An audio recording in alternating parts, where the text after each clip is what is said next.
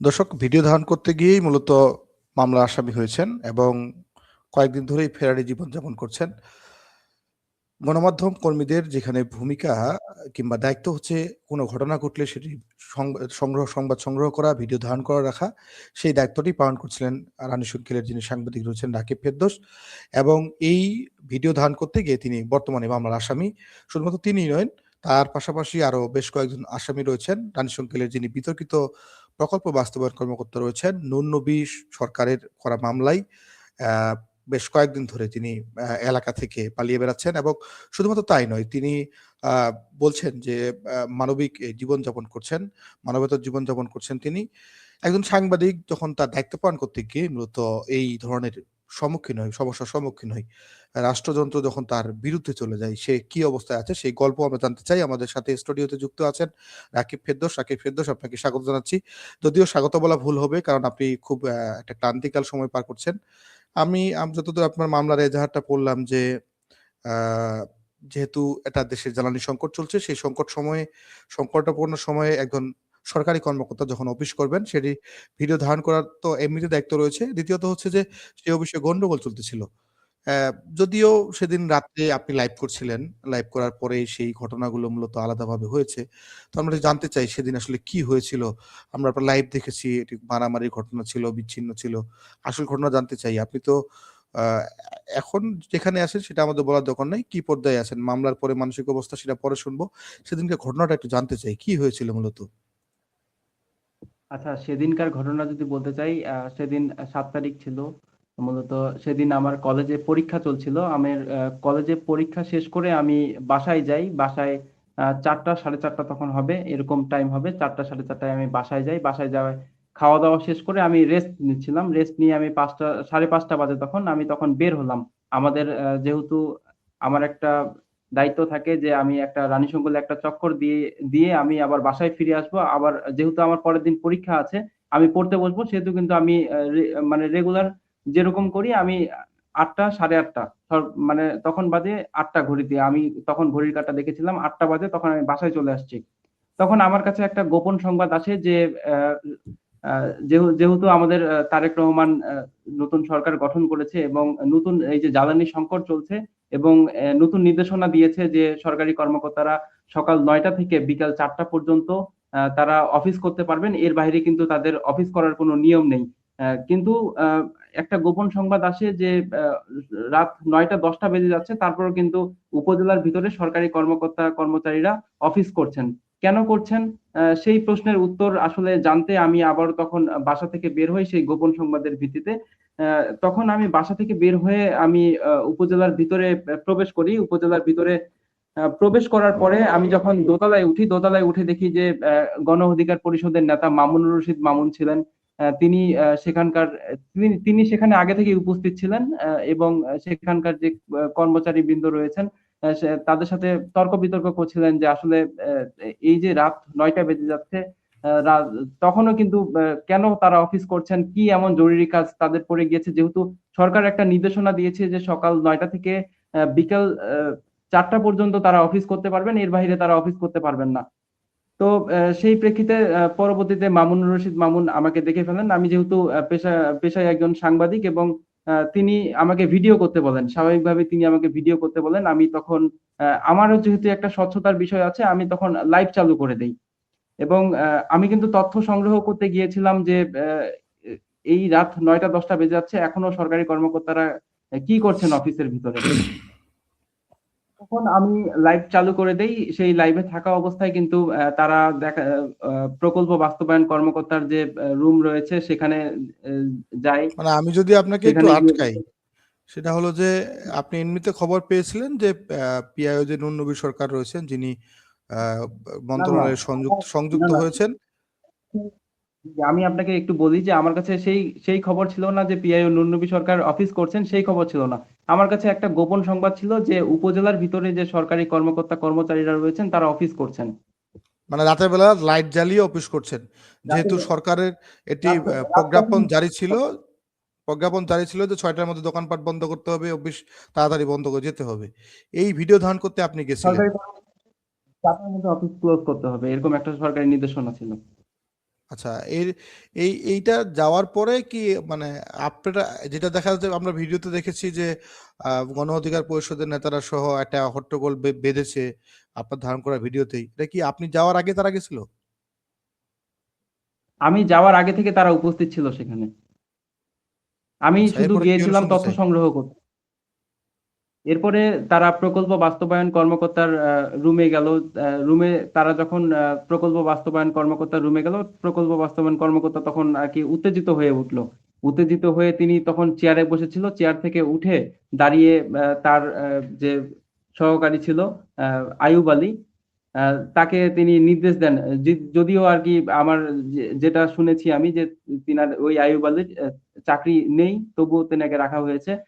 আ তিনাকে নির্দেশ দেন, এই আমার রুমে দুষ্কৃতিকারী ঢুকছে, আমার রুমে দুষ্কৃতিকারী ঢুকছে, দরজা লাগাও, দরজা লাগাও। এটা কিন্তু আমার লাইভে পুরোটাই রেকর্ড হয়েছে।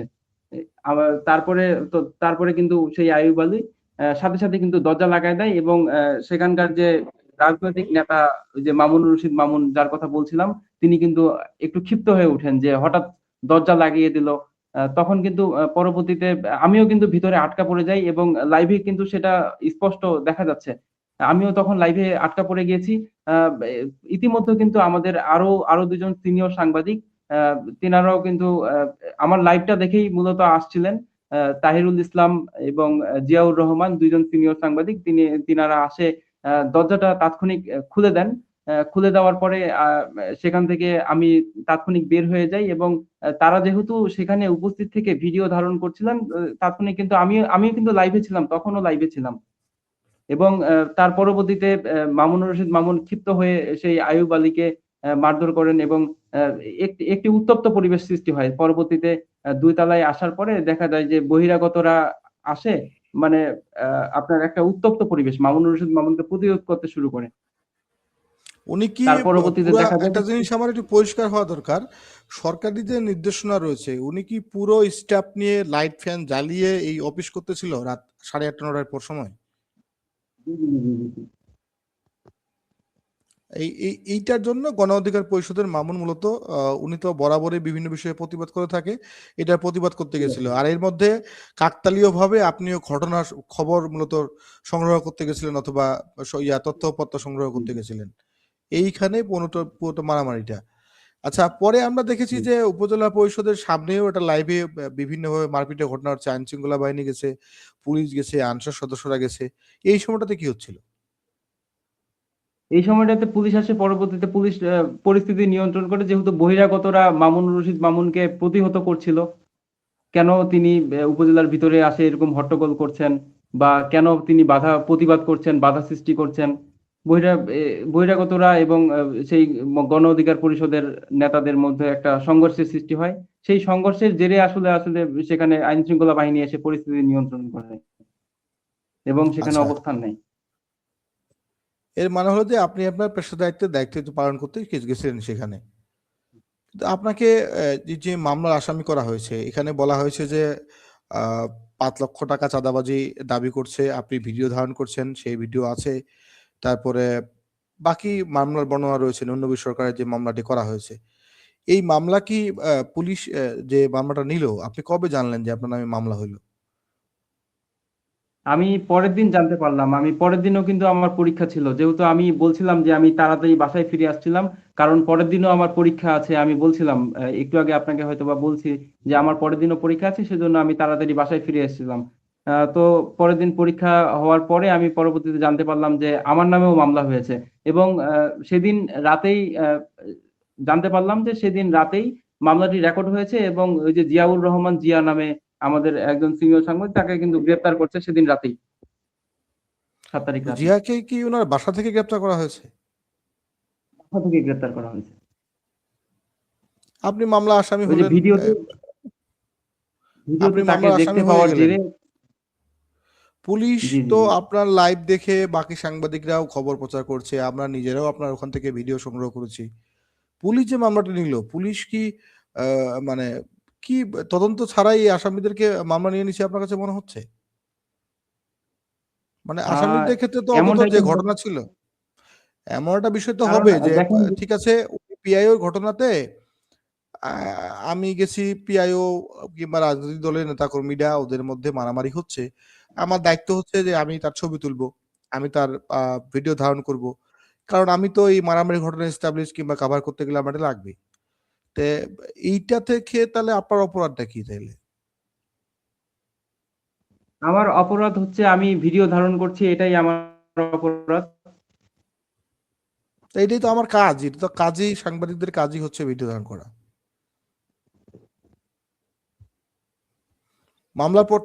মামলার পর থেকে পুলিশ কি কোনোভাবে বাড়িতে গেছিল আপনার? আসলে দেখেন, এই যে প্রকল্প বাস্তবায়ন, না, না, আমাকে আমার বাড়িতে এখন পর্যন্ত যায় নাই। তবে আমি যেহেতু আইনকে শ্রদ্ধা করি, আহ, আহ, সেহেতু কিন্তু আমি এখন পর্যন্ত বাহিরে আছি। আমি এখন পর্যন্ত সেই থানার পুলিশ আমাকে খোঁজাখুঁজি করে নাই, যদিও খোঁজাখুঁজি করেছে কিনা আমি বলতে পারছি না। আমি এখন পর্যন্ত বাহিরে আছি, ফেরারি, আপনি যেমনটি প্রথমে উপস্থাপন করছিলেন। আচ্ছা, পিআইও নুন্নবী সরকার তো বিতর্কিত একজন কর্মকর্তা। আমরা দেখলাম যে কয়েকদিন আগেই একজন জনপ্রতিনিধিকে উনি তার বাবা বলে ডাকতে বলল। তারপরে কয়েকজন গুটি কয়েক সাংবাদিকের নামে মামলা করলো। এই পুরা বিতর্কিত কর্মকাণ্ডে এই বিতর্কিত কর্মকর্তার মামলার আসামি আপনি এখন ফেরারি অবস্থা। একজন গণমাধ্যম কর্মী হয়ে আপনার কাছে মনে হয়েছে কিনা যে দায়িত্ব পালন করতে গিয়ে আপনি এখন বিপদে আছেন? জি, এটা তো অবশ্যই। আমি আমার পেশাগত দায়িত্ব পালন করতে গিয়ে আমি মামলার আসামি হয়েছি। আমি এমনও কি আমি বাসাতেও পর্যন্ত থাকতে পারছি না। যার কারণে আমি এখন পর্যন্ত ফেরারি হয়ে বাহিরেই আছি। আমি বাসাতেও থাকতে পারছি না। পিআইও কে নিয়ে আচ্ছা, আপনার মন্তব্য কি? যে পিআইও কি নিয়ে আপনার মন্তব্য মন্তব্য কি? বলতে তিনি এর আগেও আমাদের রানীশঙ্কলে আপনি যেমনটি দেখেছেন, যে সম্প্রতি ঘটনায় যদি আমি বলি যে এর আগেও আপনি দেখেছেন, বিভিন্ন ভিডিও ফুটেজে আপনি দেখেছেন, নিউজে দেখেছেন যে তিনি আহ, যে মেম্বার চেয়ারম্যান রয়েছে তাদেরকে প্রকাশ্যে মাটিতে পুঁতে ফেলার হুমকি দিচ্ছেন, বিভিন্ন হুমকি ধামকি দিচ্ছেন। এবং এর আগে তিনি 4 জন সাংবাদিক এবং 2 জন ব্যক্তির বিরুদ্ধে মামলা করেছিলেন। তাদের অপরাধ ছিল যে সাংবাদিকরা এই যে নির্বাচন, ত্রয়োদশ জাতীয় সংসদ নির্বাচন গেল, সেই নির্বাচনের যে সিসিটিভি ক্যামেরার যে একটি দুর্নীতি, তারা হয়তোবা বুঝতে পেরেছিল যে এই সিসিটিভি ক্যামেরায় দুর্নীতি হয়েছে।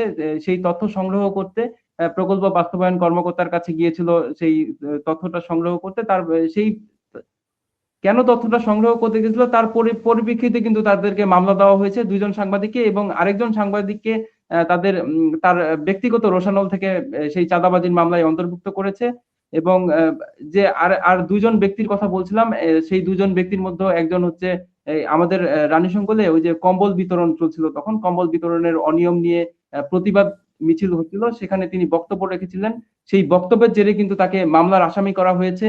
এবং আরেকজন যে ব্যক্তি রয়েছে তিনি হচ্ছেন এই যে ডাক বাংলো রয়েছে, সরকারি ডাক বাংলো রয়েছে, সেই ডাক বাংলোর কেয়ারটেকার। অর্থাৎ আহ, এই যে পিআইও নুরুন নবী সরকার রয়েছেন, তিনি কিছুদিন ডাক বাংলোতে ছিলেন। এবং সেখানে কিন্তু তিনার সেই ভাড়া, একটা নির্দিষ্ট সরকারি একটা ফি থাকে যেটা পরিশোধ করতে হয়, তিনি কিন্তু সেই ভাড়াটি দেননি। সেই কেয়ারটেকার সেই পিআইওর কাছে সেই ভাড়াটি চাইতে গিয়েছিলেন, সেটাই তার অপরাধ ছিল। এবং সেটার জন্যই তাকে সেই চাঁদাবাজির মামলায় অন্তর্ভুক্ত করা হয়েছিল। এবং শুধু এটাই না, আমি যদি আপনাকে বলি যে এর আগেও তিনি যেখানে ছিলেন, যে ওই যে গাইবান্ধা সুন্দরগঞ্জে ছিলেন, সেখানে কিন্তু তিনার অনেক বিতর্কিত কর্মকাণ্ড আমরা লক্ষ্য করেছি, যে যমুনা টিভিতে একটার পর একটা কিন্তু ধারাবাহিক তার যে দুর্নীতির রিপোর্ট প্রকাশিত হয়েছে। এবং তার দুর্নীতির রিপোর্ট প্রকাশিত করতে গিয়ে সাংবাদিকরা 12 জন মানবাধিকার, যমুনা টিভির সাংবাদিক সহ 12 জন মানবাধিকার কর্মী, সাংবাদিক, তাদেরকে বিভিন্ন মামলা দিয়ে দমিয়ে রাখার চেষ্টা করা হয়েছে। এবং তিনার বিরুদ্ধে যে দুর্নীতির অভিযোগগুলো উঠেছিল, তার মন্ত্রণালয় থেকে তার তদন্ত হয়েছিল। এবং তদন্তের পর দুদক তার সত্যতা পায়, এবং দুদকের কিন্তু 3টি মামলা তার বিরুদ্ধে রয়েছে। তারপরেও কিন্তু দুদকের 3টি মামলা এবং মোট 4টি মামলা সেখানেই গাইবান্ধা সুন্দরগঞ্জে। এবং সেখানে আপনি যদি যমুনা টিভির রিপোর্ট গুলো দেখেন, যে সেখানে কোটি কোটি টাকার দুর্নীতি করেছে। তারপরেও কিন্তু রাজনৈতিক ব্যক্তিদের সেল্টার নিয়ে এরকমও কিন্তু অভিযোগ আমরা পেয়েছি। এবং সেই সেই কর্মকাণ্ডটাই দেখা যাচ্ছে যে আমাদের রানীশঙ্কৈলে এসেই কিন্তু আবার আবার সেই একই কায়দায় তিনি দুর্নীতি করার চেষ্টা করছেন। এবং সেই দুর্নীতির খোঁজ খবর নিতে গেলে বা সেই দুর্নীতি তুলে ধরতে গেলে মামলা হামলা স্বীকার করে সাংবাদিকদের দমিয়ে রাখার চেষ্টা করছেন। আচ্ছা, এই যে পিআইও বেপরোয়া হয়ে গেছিল, এটা নিয়ে ওখানকার স্থানীয় যিনি উপজেলা নির্বাহী কর্মকর্তা রয়েছেন অথবা জেলা প্রশাসক, এই সমস্ত দপ্তরগুলোতে বিষয়গুলো জানানো হয়নি, তারা কোনো স্টেপ নেয়নি? আমাদের ঠাকুরগাঁয়ের কথা বলছেন? হ্যাঁ, মানে এই পিআইও যখন এই আমাদের ভিডিওগুলো ভাইরাল হলো, তারপরে সাংবাদিকদের নামে উনি মামলা করলো, তারপরে বিভিন্ন বিতর্কিত কর্মকাণ্ডে জড়ানোর পর তারা কোনো স্টেপ নেয়নি? স্টেপ বলতে আপনার আমাদের যে জেলা প্রশাসক রয়েছিলেন ইসরাত ফারজানা, এখন নতুন জেলা প্রশাসক এসেছেন। তিনাকে কিন্তু অনেকবার অভিযোগ দেওয়া হয়েছে এবং আমাদের উপজেলা নির্বাহী কর্মকর্তা তিনাকেও অনেকবার অভিযোগ দেওয়া হয়েছে, কিন্তু একটা অদৃশ্য কারণে তিনার কোনো অভিযোগেই আমরা বিভিন্নভাবে অভিযোগ করেছি, কিন্তু কোনো অভিযোগেই কিন্তু কার্যকর হয়নি। মানে ডিসি কোনো কে আমরা অভিযোগেই আমরা তার বিরুদ্ধে জেলা ব্যবস্থা নেয়নি? প্রশাসক যিনি রয়েছেন তিনাকে আমরা বারবার বলেছি, অভিযোগের কথা বারবার বলেছি। তিনি কিন্তু মাঝখানে ফায়ার সার্ভিস যে সদস্যরা রয়েছেন তিনাদের সাথেও একটা বিতর্কে জড়িয়ে পড়েছিলেন, যে ফায়ার ব্রাঞ্চ পাইপ ভেঙে দিয়েছিলেন। তিনি সেটা করতে পারেন না। তার পরবর্তীতে কিন্তু আমরা নিউজ করেছিলাম এবং জেলা প্রশাসককে জানিয়েছিলাম। তিনি বলেছিলেন যে তার ওই যে পিআইওর বিষয়টি ঊর্ধ্বতম কর্তৃপক্ষের কাছে জানানো হয়েছে। তারপরেও কিন্তু আমরা কোনো স্টেপ দেখিনি তখন সেই সময়ে। মামলার আসামি যে হয়েছেন, বাবা মা কেমন টেনশনে আছে এখন? আসলে আহ, আমরা আমি আসলে মধ্যবিত্ত ফ্যামিলি থেকে উঠে আসা একজন আহ, উম, মানুষ। আহ, আর এই যে মামলা হামলার যে বিষয়গুলো, এগুলো আমার সাথে আমার জীবনের প্রথম বলা যায়। আহ, স্বাভাবিকভাবেই আমি খুব প্রথম দুদিন আমি খুব চিন্তিত ছিলাম এবং এখন পর্যন্ত কিন্তু আমি ফেরারি হয়ে ঘুরে বেড়াচ্ছি, যে মামলা হামলার শিকার হয়েছে, আমার নামে মিথ্যা মামলা দেওয়া হয়েছে, আমার সাথে অন্যায় করা হয়েছে। যখন আমার এই যে মামলার বিষয়টি প্রকাশ মানে সামাজিক যোগাযোগ মাধ্যমে প্রকাশ পেল, তখন কিন্তু আমি সাধারণ মানুষের যে একটা তীব্র নিন্দা দেখেছি, আমার আমার প্রতি যে ভালোবাসা দেখেছি, তাদের আমার প্রতি যে বিশ্বাসটা দেখেছি, আহ, এবং অনেকেই আসলে আমাকে সহযোগিতা করেছে, অনেকে আমার সাথে যোগাযোগ করেছে এবং সার্বক্ষণিক কিন্তু আমার সাথে যোগাযোগ করে আমাকে সান্ত্বনা দেওয়ার চেষ্টা করেছিল, এখন পর্যন্ত বাবা করে যাচ্ছে। বাবা এবং মা কি এখন মনে হচ্ছে যে আপনি অন্তত সাংবাদিকতা করেন, একটু বিষয়টা বুঝেন, একটু থাকে, তারা কি পরিমাণ দুশ্চিন্তায় আছে এখন? তারা তারা তো স্বাভাবিকভাবেই, বাবা মা তো স্বাভাবিকভাবেই দুশ্চিন্তায় আছে। আমি যেহেতু এই মামলা হামলার শিকার হইনি কখনো, এবং তারা এই আমার যখন এই মামলার বিষয়টি তারা জানতে পারেন, শুনতে পারেন, তখন কিন্তু স্বাভাবিকভাবেই খুব হতাশায় ডুবে গিয়েছিলেন তারা, ঘুমাতে প্রকল্প পারেননি। বাস্তবায়ন কর্মকর্তা নন্নবী সরকারকে ইতিমধ্যেই মন্ত্রণালয় সংযুক্ত করেছে, তার যে সংশ্লিষ্ট দপ্তর রয়েছে। এই অর্ডারটা আপনি নিশ্চয়ই দেখেছেন। আপনি কি মনে করেন যে তার যে অনিয়ম, গাইবান্ধা সুন্দরগঞ্জ থেকে শুরু করে ঠাকুরগাঁও রানীশংকেল, বিতর্কিত কর্মকাণ্ডা, জনপ্রতিনিধিদের বিভিন্নভাবে হুমকি দেওয়া, সাংবাদিকদের মামলা, এই অর্ডারটাতেই সন্তুষ্ট আপনি? না, না, না। আসলে তার বিরুদ্ধে যে এই যে গাইবান্ধা থেকে তিনি তিনি যে পিআইও কর্মকর্তা, সুন্দরগঞ্জ থেকে বলেন, এই যে আমাদের রানীশংকলে বলেন, যে বিভিন্ন বিতর্কিত কর্মকাণ্ডগুলো রয়েছে, তার বিরুদ্ধে যে অভিযোগগুলো রয়েছে, আমি মনে করি যে এটা বিভাগীয় তদন্ত হওয়া প্রয়োজন। আমাদের রানীশংকল উপজেলার সাংবাদিকরা কিন্তু বিভাগীয় তদন্ত চাচ্ছে এবং তারা জোর দাবি জানাচ্ছে যে তার বিরুদ্ধে যে ওঠা অভিযোগগুলোর বিভাগীয় তদন্ত হওয়া উচিত। এটা শুধু বদলি দেওয়া বা ওএসডিও করা, এটা শুধু শাস্তি হতে পারে না। একজন সরকারি কর্মকর্তা বলেই যে তার ছাড় দেওয়া হবে, এ- এটা এটা হতে পারে না। যে অন্যায় করবে সে অপরাধী, এবং আমাকে অন্যায়ভাবে ফাঁসানো হয়েছে, আমাকে অন্যায়ভাবে মামলা দেওয়া হয়েছে, আমাকে হয়রানি করা হয়েছে। আমি ঘুমাতে পারিনি পর্যন্ত। পুলিশ কি আপনার কাছে মনে হচ্ছে যে পুলিশ বিষয়টা সঠিকভাবে তদন্ত করলে এই মামলাটা টিকবে আপনার মনে হচ্ছে? কারণ আহ সংবাদকর্মীরা যদি নিরাপত্তার মানে এইরকম ঝুঁকির মধ্যে পড়ে যে আপনি আপনার দায়িত্ব পালন করছিলেন জীবনের ঝুঁকি নিয়ে, সেখানে আবার উল্টো আপনার নামে মামলা দেওয়া হলো।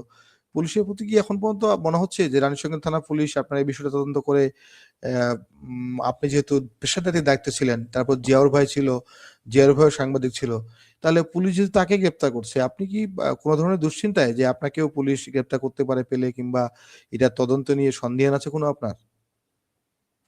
দেখেন, কিংবা আইনের আপনাদের প্রতি তো যারা আমার সাংবাদিক শ্রদ্ধা নেতারা আছে। রয়েছে, আপনাদের যারা সাংবাদিক নেতারা রয়েছে তারা কি আ যিনি যে পুলিশ সুপার রয়েছেন আমাদের এখন, আ উনার সাথে কথা বলেছে এই বিষয় নিয়ে? এই মামলার সংক্রান্ত কোনো বিষয় নিয়ে? আসলে দেখেন, আমি বিভিন্নভাবে জানতে পেরেছি যে জানতে পেরেছি বলতে আমার তো সেখানে অপরাধ কোনো মানে অপরাধ কোনো প্রমাণিত করতে পারবে না। কারণ আমি কোনো অপরাধ করিনি। আমার জানা মতে আমি আমার বিশ্বাসের জায়গা থেকে বলছি, আমি আমি কোনো অপরাধ করিনি। আমাকে অন্যায়ভাবে মামলা দেওয়া হয়েছে। আমাকে বলা যায় যে দমিয়ে রাখার জন্য মামলা দেওয়া হয়েছে, যে তার বিরুদ্ধে যদি কোনো দুর্নীতির রিপোর্ট প্রকাশিত করি, বা সেগুলো যদি তুলে ধরি সামাজিক যোগাযোগ মাধ্যমে বা নিউজের মাধ্যমে যদি সেগুলো তুলে ধরি, এই ভয়টা থেকেই আসলে আমার আমার নামে মামলা দেওয়া হয়েছে, যাতে করে আমি তিনার বিরুদ্ধে কোনো কথা না বলতে পারি। এটাই আমার মনে হচ্ছে। আর আইনের প্রতি আমি শ্রদ্ধাশীল। আশা করি যে এটা সঠিকভাবে তদন্ত হবে এবং তদন্ত হয়ে আমি নির্দোষ প্রমাণিত হব। এটা আমি আশাবাদী। আরেকটা বিষয় বলি, সেটা হলো যে মামলাতে যদি পুলিশ চায় আপনাকে তদন্তে, যে মামলার একটা অভিযোগপত্র জমা দেওয়া হয়, এই অভিযোগপত্রতে যদি সুষ্ঠু তদন্ত হয়, সেই অভিযোগপত্রে তারা একটা চূড়ান্ত রিপোর্ট দিতে পারে। এক্ষেত্রে পুলিশ, আমি আশা করি যে যেহেতু ঠাকুরগাঁওয়ের পুলিশ সুপার রয়েছেন, পুলিশ অত্যন্ত দক্ষ মানুষ উনি। আমি বেশ কয়েকদিন এই নির্বাচন থেকে পরবর্তী তার কার্যক্রমে আমরা বেশ কয়েকটা লক্ষ্য করেছি। বিশেষ করে সাংবাদিকদের ক্ষেত্রে তিনি সংবেদনশীল, এটা যতদূর জানি আমি। আর রানীশংকেল থানায় বরাবরই বিভিন্ন বিচ্ছিন্ন ঘটনার ক্ষেত্রে সাংবাদিকরা ব্যাপক হেল্প করেছে। আ বিশেষ করে গতবারে ওসি যখন ছিল তাকে অবরুদ্ধের ঘটনা থেকে শুরু করে বাকি বিষয়গুলোতে। তো আমি আশাবাদী যে আপনার এই মামলাটা সুষ্ঠু তদন্ত হবে এবং আপনি খুব অল্প সময়ের মধ্যেই হচ্ছে যে এই যে আপনার ফেরারি জীবন, সেখান থেকে মুক্তি পাবেন। এর বাইরে জামিনের জন্য কি আপনি ট্রাই আ চে চেষ্টা করেছিলেন? কিংবা আইনজীবীর সাথে কথা বলা ইত্যাদি এসব বিষয়ে? জামিনের বিষয়ে এখন পর্যন্ত কথা বলা হয়নি। তবে আ আমি চেষ্টা চালাচ্ছি। চেষ্টা চাচ্ছি। শেষ চাওয়াটা কি আপনার মূলত? এই যে অ্যা জীবনের ১ম অভিজ্ঞতা, মামলা আসামি হয়ে গেছেন। আ পুলিশ বলেন, যেহেতু জেলা প্রশাসক রয়েছেন, নতুন এসেছেন। পুলিশ সুপার দীর্ঘদিনের অভিজ্ঞতা এই এলাকার। উনি মোটামুটি নির্বাচনটা সময় ছিলেন। ভালো একটা নির্বাচন উপহার দিয়েছেন। পরবর্তীতে উনি ভালো কাজ করতে চান। উনি বলছেন যে, "আমার জীবনে কোনো আশা নাই।" আমি নিজেও কয়েকটা মিটিং এ ছিলাম। উনি বলছেন উনার জীবনে আশা নাই, উনি ভালো কাজ করে যেতে চান। এরকম। আপনি কি প্রত্যাশা করেন বর্তমান জেলা প্রশাসক এবং অ্যা পুলিশ সুপারের কাছে? আমি পুলিশ সুপার এবং জেলা প্রশাসকের কাছে প্রত্যাশা করছি যে আমার যে এই যে ঘটনাটা রয়েছে, এই ঘটনাটির সাথে আমি কোনোভাবেই সম্পৃক্ত না। আমি সংবাদ সংগ্রহ করতে গিয়ে আমার নামে মিথ্যা মামলা দেওয়া হয়েছে। আমাকে অভিযুক্ত করা হয়েছে, আমাকে আসামি করা হয়েছে। যার কারণে আমি এখন বর্তমানে ফেরারি আসামি বলা যায়।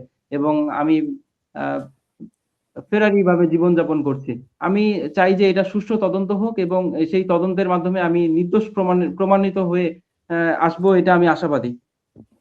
যদি সেটা সুষ্ঠু তদন্ত হয়, আমি নির্দোষ প্রমাণিত হয়ে আসবো, সেটা আমি আশাবাদী। আপনাদের ওই মামলায় তো শুধু গণ অধিকারের মামুন আর জিয়াউর ভাই গ্রেপ্তার। তাদের কেউ কি জামিন হয়েছে এখন পর্যন্ত? আপনি খবর জানেন? তাদের এখন পর্যন্ত জামিন হয়নি, তবে মামলাটি আদালতে বিচারাধীন রয়েছে। এখন ঘটনা হচ্ছে যে ওই যেদিন মারপিটের ঘটনাটা ঘটলো, এই বাকি জিয়াউর ভাই, আপনি আসামি, গণ অধিকারের মামুন সহ। মারপিটের যে ঘটনা, গণ অধিকার, পিআইএন উন্নবী সরকার সবকিছুই বুঝলাম। এইখানে আ জিয়াউর ভাইকে যে গ্রেপ্তার করা হলো, জিয়াউর ভাইকে কি আ অন্য কোনো ওর জন্য নাকি সাংবাদিক হিসেবে সেখানে থাকার জন্য গ্রেপ্তার করা হয়েছে? মানে আপনি এই বিষয়ে কোনো কিছু জানেন কিনা? আমি যতটুকু জানি যে আমি যে লাইভটি করেছিলাম, সেই লাইভে তিনাকে দেখা গিয়েছে। সেই দেখা যাওয়ার জেরেই কিন্তু তিনাকে গ্রেপ্তার করা হয়েছে এবং আমি যতটুকু জানতে পেরেছি যে তিনার বিরুদ্ধে একটা অভিযোগ আনা হয়েছে। তিনি সেই পিআইও কর্মকর্তার আ কাগজপত্র, যে নথি রয়েছে, সেই নথিগুলো ছিঁড়েছিলেন। এটি কিন্তু তার বিরুদ্ধে অভিযোগ আনা হয়েছে, যেটি কিন্তু সম্পূর্ণ মিথ্যে এবং ভিত্তিহীন। মানে পিআইও আমি নথি কারণ ছেঁড়ার আ পিআইওর নথিপত্র ছেঁড়ার অভিযোগে তাকে গ্রেপ্তার করা হয়েছে। অভিযোগ আচ্ছা, আনা হয়েছে এবং ওই যে ভিডিওটি দেখতে পাওয়ার জেরে তাকে গ্রেপ্তার করা হয়েছে। এই মামলার সাক্ষী কে? এই মামলায় এজাহারে যেটা যেটা দেখা যাচ্ছে, যারা সাক্ষী হয়েছে তারা কি পিআই অফিসের কেউ? হ্যাঁ, হ্যাঁ, পিআইও অফিসের, এবং সবচেয়ে আশ্চর্যজনক বিষয়, সব সাক্ষী হচ্ছে ৫ নাম্বার সাক্ষী, যদি আপনি দেখেন, উপজেলা নির্বাহী কর্মকর্তা। আচ্ছা, যেটা তিনি উপজেলা পারেন মানে কিনা যদি আচ্ছা, ইওনো নিজেই সাক্ষী? জি, জি, জি। নস্য প্রহরী, আচ্ছা, ইওনো নিজেই সাক্ষী এই মামলার, ওনার দপ্তরে।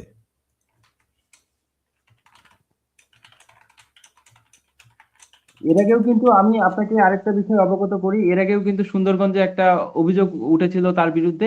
সেখানেও কিন্তু তিনি মানহানির, সাংবাদিকদের বিরুদ্ধে মানহানির মামলা করেছিলেন। তার বিরুদ্ধে দুর্নীতির রিপোর্ট প্রকাশিত করার পরে তিনি সাংবাদিকদের বিরুদ্ধে মানহানির মামলা করেছিলেন, এবং সেখানে কিন্তু প্রধান সাক্ষী রাখা হয়েছিল সেখানকার উপজেলা নির্বাহী কর্মকর্তাকে। পরবর্তীতে আমরা যমুনা টিভির সংবাদের মাধ্যমে জানতে পারি, তিনার সাক্ষাৎকারের মাধ্যমে জানতে পারি, সেই উপজেলা নির্বাহী কর্মকর্তা কিন্তু তাকে যে সাক্ষী রাখা হয়েছে এই বিষয়ে তিনি কিছুই জানেন না। ও আচ্ছা, তার মানে হলো যে এবং এই ইওনো ইওনো তো কখনো সাক্ষী হতে পারে না, ইওনো তো সাক্ষী হতে পারে না, কারণ কারণ একজন উপজেলা নির্বাহী কর্মকর্তা নিজেই একজন বিচারক, এক্সিকিউটিভ ম্যাজিস্ট্রেট। তো উনি তো বিচার ওখানে করতে পারতেন, সম্ভবত গতানুগতিকের বিষয়ের কারণে অথবা তাদের কোনো নিয়মের কারণে তিনি সাক্ষী হয়েছেন। এই যে সাংবাদিকতা করতে গিয়ে মামলা ফেস করতে হচ্ছে, আবার সহকর্মীরা কি কি ধরনের সাপোর্ট করতেছে? আমি দেখলাম যে রানীশঙ্কলের পিআইও এই ওএসডি হওয়ার পর মিষ্টি বিতরণে একটা ভিডিও সোশ্যাল মিডিয়া এসেছে, এইটা দেখছেন কিনা? তারপর দ্বিতীয় বিষয় হলো যে যে সমস্ত ইউপি সদস্যদেরকে এই ধরনের হুমকি দিয়েছিল তারা কি কোনো স্টেপ নিয়েছিল পরে? যে ধরনের আপনি ওই যে একটি ভিডিও সামাজিক যোগাযোগ মাধ্যমে বেশ ভাইরাল হয়েছিল, যে মেম্বার চেয়ারম্যানকে মাটির নিচে পুঁতে ৩.৫ হাত মাটির নিচে পুঁতে দিবে, এরকম একটা ভিডিও কিন্তু প্রকাশিত হয়েছিল সামাজিক যোগাযোগ মাধ্যমে, এবং নিউজেও কিন্তু সেটা আমরা দেখেছিলাম পরবর্তীতে। এবং তিনি যেই মেম্বার, তিনি যেই তিনি একজন মেম্বারের সাথে সেখানে কথা বলছিলেন, সেই মেম্বার কিন্তু তার বিরুদ্ধে একটি মামলা করেছিলেন। সেই মামলার কিন্তু আমরা পরবর্তীতে কোনো অগ্রগতি দেখিনি তার বিরুদ্ধে। তিনি তিনি মামলা করতে পারবেন, সেটার অগ্রগতি আমরা দেখছি, কিন্তু তার বিরুদ্ধে মামলা করা হচ্ছে সেটার কিন্তু কোনো অগ্রগতি আমরা দেখছি না এখন পর্যন্ত। আচ্ছা, ওই এর আগে যে ওই যে তথ্য চাইতে গেল সিসিটিভি ক্যামেরার, ওই মামলার কি পুলিশ তদন্ত করে কোনো কাউকে গ্রেপ্তার করছে, রিপোর্ট দিছে, চূড়ান্ত রিপোর্ট?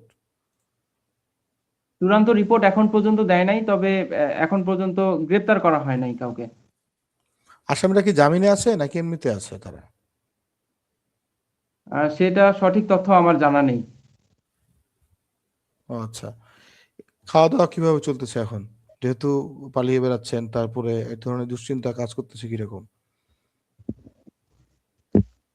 দেখেন, দুশ্চিন্তা তো আসলে এরকম মামলা হামলার কখনো শিকার হই নাই, এবং ফেরারি জীবনযাপন চলছে আমার।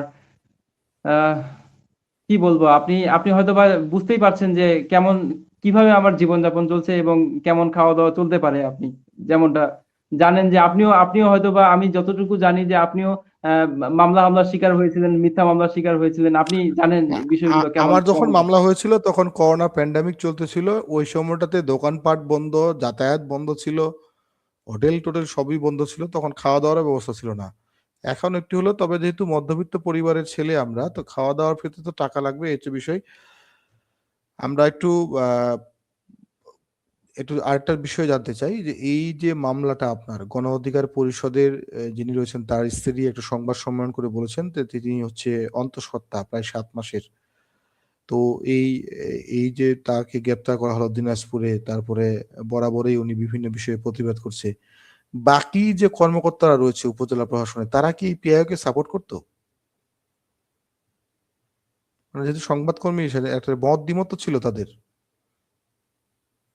এই জি, জি, পিআইও জি, তো জি। অনিয়ম, মানে আপনার কাছে কি মনে হয় তারা সাপোর্ট করে তাকে?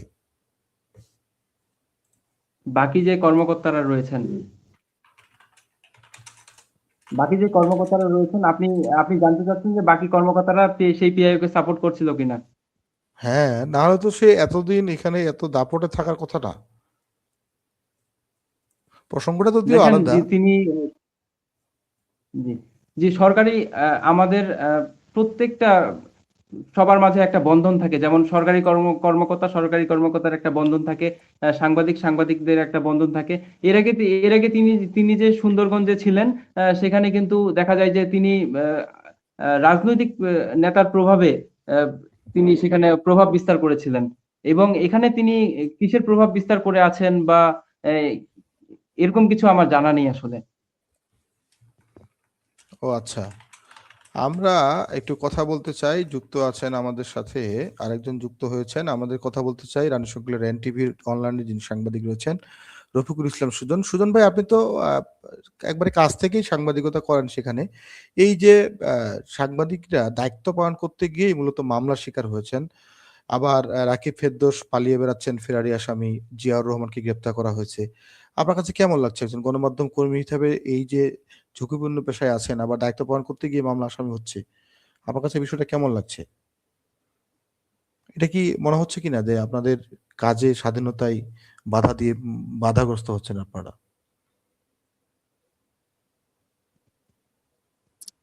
সাউন্ড মনে হয় একটু কম শোনা যাচ্ছে আসলে।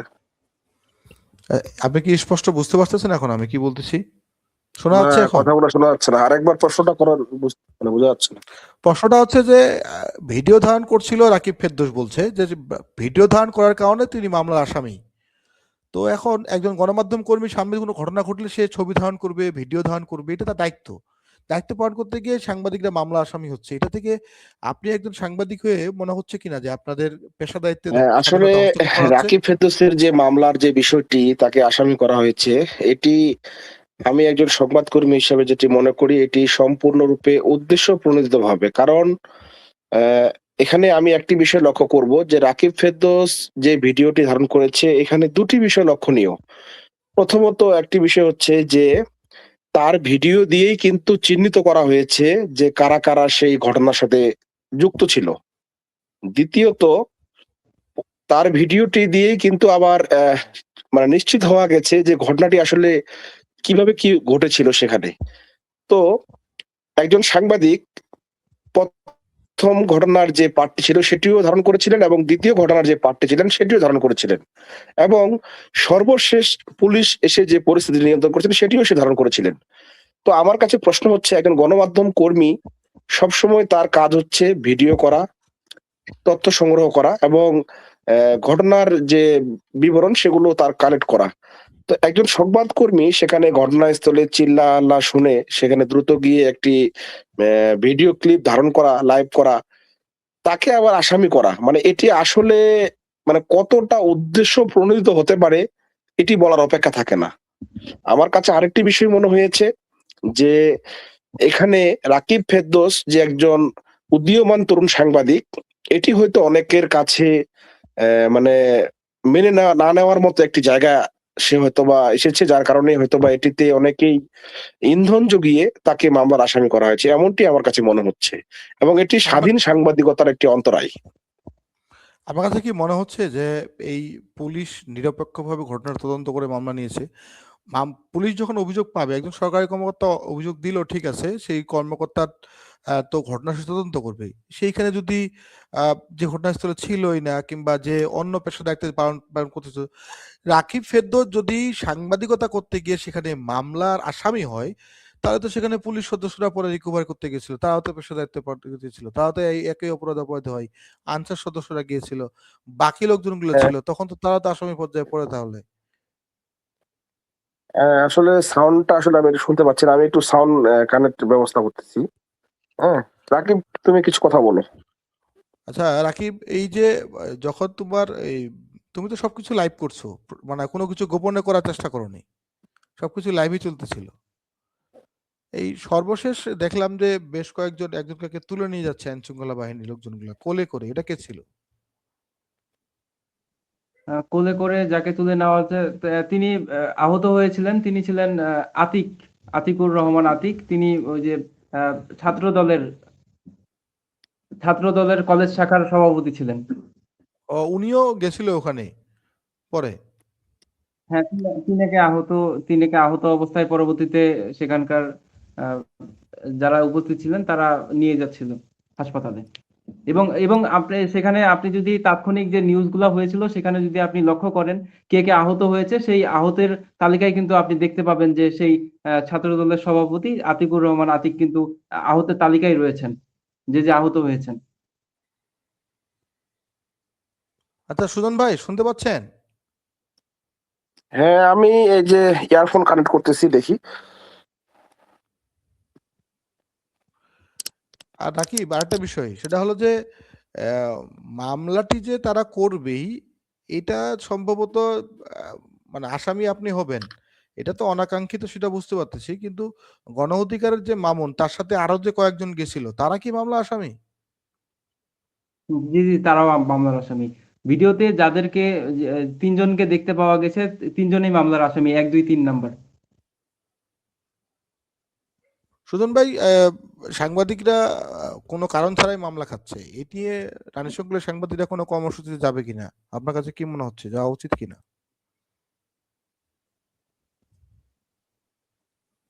সুজন ভাই মনে হয় নেটওয়ার্ক থেকে বাইর হয়ে গেছে। রাকিব, তোর সবচেয়ে সর্বশেষ যে বিষয়টা হলো, যে গণমাধ্যমের ভূমিকা, গণমাধ্যম কর্মী হিসেবে ভূমিকা পালন করতে গিয়ে মূলত মামলা খেয়েছেন, মামলা আসামি হয়েছেন, এখন ফেরারি। তো এইটা থেকে নিস্তার পাওয়ার জন্য আমি যতটুকু জানি যে দুই ধরনের নিস্তার আপনি পেতে পারেন। একটা হলো যে আপনাকে আদালত থেকে জামিন নিতে হবে, আদালত থেকে জামিন নিলে দেন পুলিশ তদন্ত করবে। আর পুলিশ যদি মনে করে যে তাদের যে অভিযোগপত্র, যেটাকে আমরা চার্জশিট বলে থাকি, সেই চার্জশিটে যদি আপনার নাম কিংবা তদন্তে প্রকৃত ঘটনা ধরুন যারা দোষী রয়েছেন তাদেরকে দিয়ে হচ্ছে বাকিদেরকে উনি অভিযুক্ত তালিকা থেকে বাদ দিয়ে দেন, সেক্ষেত্রে হয়তো বা মুক্তি পাবেন। কিন্তু এই প্রক্রিয়াটা একটু বড়, জামিনের প্রক্রিয়াটা নিয়ে একটু আহ, আগাতে পারে। তবে পুলিশ যদি মনে করে যে যেহেতু সংবাদকর্মীরা, পুলিশ সাংবাদিকের কাজ ঠিক একই ধরনের, অপরাধ নির্মূল, অপরাধ, তারা অপরাধটা নির্মূল করে, তাদের হাতে ক্ষমতা রয়েছে আইন প্রয়োগ করার, আমরা জাস্ট তথ্য সংগ্রহ করি, সেটা তুলে ধরি, আহ, এটুকু। এর বাইরে তো আমি মনে করি যে দুই পেশাদার লোকজনের কাজই একটাই, যে দেশ এবং এলাকাকে শান্ত রাখা, এলাকার অপরাধ তুলে ধরা। তা আমরা তুলে ধরবো, তারা দমন করবে। এখন এইখানে আপনার কি মনে, মানে আশাবাদী কিনা যে পুলিশ তদন্ত করবে এবং আপনি এই মামলা থেকে দ্রুত নিস্তার পাবেন? যে আমি অত্যন্ত আশাবাদী যে এই এই যে তদন্তটি রয়েছে, তদন্তটি সুষ্ঠুভাবে হবে এবং আমি সেই মামলা থেকে নিস্তার পাবো বলে আমি মনে করছি। কারণ সেখানে তো আমি কোনো অপরাধ করিনি। আমি আমার পেশাগত দায়িত্ব পালন করতে গিয়ে আমি মামলার আসামি হয়েছি, আমাকে উদ্দেশ্য প্রণোদিতভাবে মামলার আসামি করা হয়েছে। আমি তো কোনো অন্যায় করিনি, আমি তো কোনো অপরাধ করিনি। আচ্ছা রাকিব, আপনাকে ধন্যবাদ। আমরা প্রায় আধা ঘন্টা কথা বলে ফেলেছি। দর্শক যেটা শুনছিলেন, যে মূলত ভিডিও ধারণ অর্থাৎ পেশাদার দায়িত্ব পালন করতে গিয়ে ঠাকুরগাঁয়ের রানীশঙ্কল উপজেলার যিনি উদীয়মান সাংবাদিক রয়েছেন, তরুণ সাংবাদিক বলা চলে, রাকিব ফেরদৌস, তিনি মামলা আসামি হয়ে ফেরারি অবস্থায় রয়েছেন। আমরা কয়েকদিন যোগাযোগের পর তাকে আজকে পেয়েছি স্টুডিওতে। আমরা মূলত তার সরাসরি ইন্টারভিউ দিতে পারতাম, লোকেশন শেয়ার কিংবা অন্যান্য গ্রেপ্তার এড়ানোর কারণে আমরা তাকে অনলাইনে যুক্ত করেছি। তো এই হলো মূলত মফস্বলে যারা সাংবাদিকতা করে তাদের একটা অবস্থান। আপনাদের মধ্যে অনেকেই বিভিন্ন ধরনের প্রশ্ন করে থাকেন পেশাগত দায়িত্ব পালনের সময়, কিন্তু যখন একটা সাংবাদিক বিপদে পড়ে, এই ধরনের বিপদে, তখন কতজন মানুষ তার খোঁজ খবর নিচ্ছেন, সেটা নিশ্চয়ই জলজন্ত উদাহরণ আমাদের রাকিব ফেরদৌস। তো আমরা চাই এই পুলিশ নিরপেক্ষভাবে তদন্ত করে অন্তত সাংবাদিকদের যে স্বাধীনতা, সেটা খর্ব করবেন না, এই আশাই ব্যক্ত করে আজকের এই অনুষ্ঠান শেষ করছি। সকলকে ধন্যবাদ, শুভরাত্রি। রাকিব, ভালো থাকবেন, যেখানে থাকেন নিরাপদ থাকেন, এবং আদালতের শরণাপন্ন হয়ে নিজেকে জামিনে মুক্ত করেন। এরপরে এই লড়াই চলবে ইনশাআল্লাহ। সকলকে ধন্যবাদ, শুভরাত্রি। ধন্যবাদ আপনাকে। ভালো থাকবেন। আসসালামু আলাইকুম।